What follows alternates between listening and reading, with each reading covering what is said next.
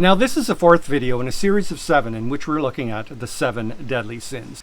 And the 7 deadly sins are pride, greed, lust, envy, gluttony, anger, and sloth. Now while of course the Bible speaks about each of those sins, you won't however find them categorized in the Bible and given the heading, the 7 deadly sins. Rather, they were first categorized and given that name in the 6th century. And joining me once again today is my good friend, Ryan Brom.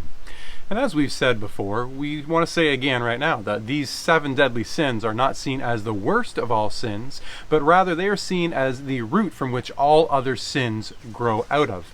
And so today we'll be looking at the sin of lust. Ooh, this should be interesting.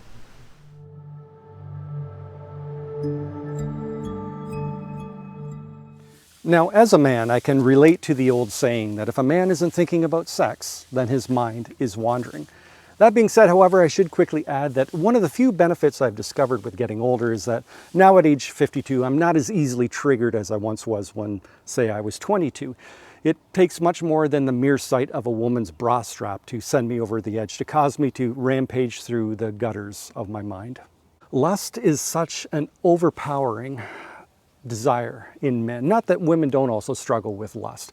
They do, just in different ways, and something that Ryan will expound upon more in just a minute. So ladies, please keep watching this video. But for men, it is such an overpowering, omnipresent desire. And I find that out of all the deadly sins, it is this one that receives the most pushback. Many men will try to rationalize lust. They will try to normalize it. They'll say that, well, it's only natural. We think about it all the time. We do it all the time. So what's the big deal? Well, it is true that lust is natural. It is normal to us as humans. But so too are all the other vices. Think of greed, envy, anger. Think of those things. Those things are normal. Those things are natural to us. And yet we know if we allow those things to spin out of control in our lives, they have devastating consequences. And the same holds true with lust. Now, when I was growing up, to view pornography, you had to jump over certain hurdles. You either had to discover your father's hidden stash of Playboy magazines, or if in my case your father didn't buy those kinds of magazines, then your friend's father's stash. Or maybe you might find a Penthouse or a Playboy magazine discarded in a ditch somewhere. But now, thanks to these, boys even younger than 10 are consuming hundreds of hours of pornography. And just not images, but high definition video. And as science is showing us, it's completely rewiring a whole generation of young men. So that when they eventually become intimate with a real woman, well, normal sex is boring to them because they've consumed hundreds of hours of watching degrading sexual acts on things like these. And so they're expecting the women in their lives to perform those same degrading acts. They expect the young women in their lives to act like porn stars. And that in turn is affecting a whole generation of young women's psyches. As Ryan and I have repeatedly emphasized at the start of each of these videos, the 7 deadly sins, they're to be seen as stepping stones into all other sins and their consequences. Now when we think about the sin of lust, naturally most of us would think this is a sin that men struggle with more than women, but I don't think we should necessarily let women off the hook so easily, because their struggle will come in a bit of a different form. Men, they are more visually driven, and so things like pornography and other visual images might cause them to fall into the sin of lust.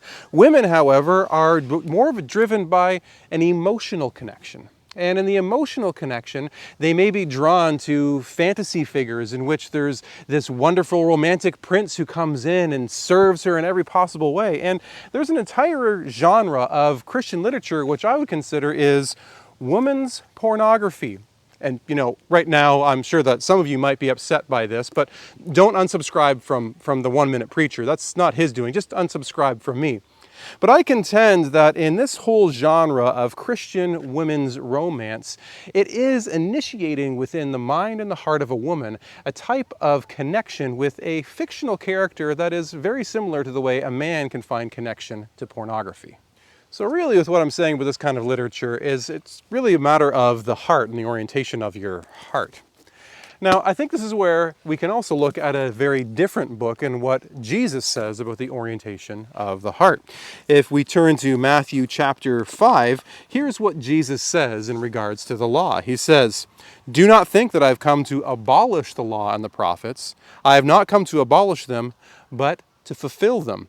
Truly I tell you that until heaven and earth disappear, not the smallest letter, not the least stroke of a pen will by any means disappear from the law until everything is accomplished." With those words from Jesus, he then goes on throughout the remainder of Matthew chapter 5 to expound on a number of things found in the law, such as murder, adultery, lust, oaths, eye for eye, and so on. And when Jesus addresses the matter of lust, he addresses the matter of the heart.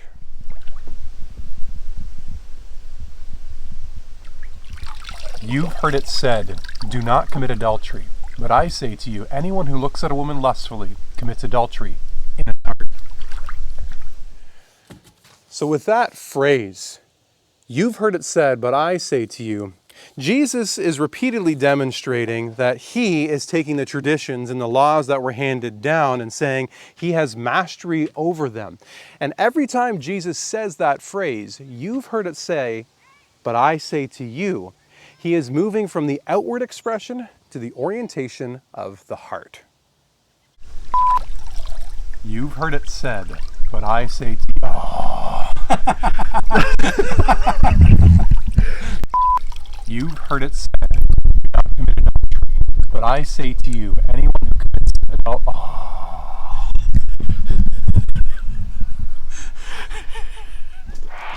Well, someone needed a cold shower after such a hot topic as that.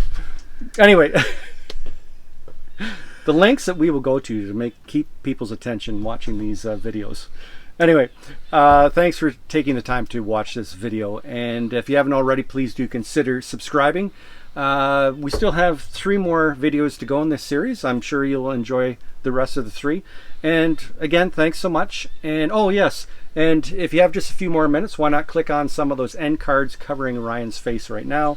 And thanks so much, and I hope to see all of you next Thursday.